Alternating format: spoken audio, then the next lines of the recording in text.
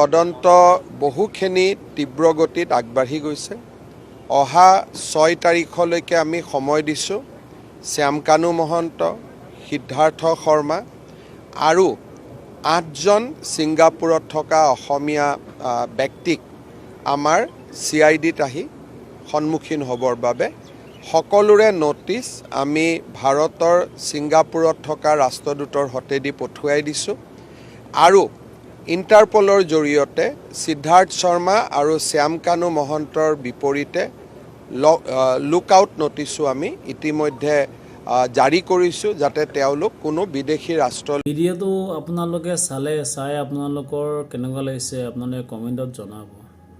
শ্যামকানু মহন্ত এটা দালালক bank account চব বন্ধ কৰি দিছে। শুনিতো বহুত ভাল লাগিছে মামাৰ কথাখিনি। ভাবিছোঁ এটা ভিডিঅ'ই বনাই দিওঁ আপোনালোকৰ মাজত। মামাই যিখিনি কৰি আছে গোটেইখিনি ভালেই কৰি আছে আৰু মই ভাবোঁ আগলৈকো ভালেই হ'ব।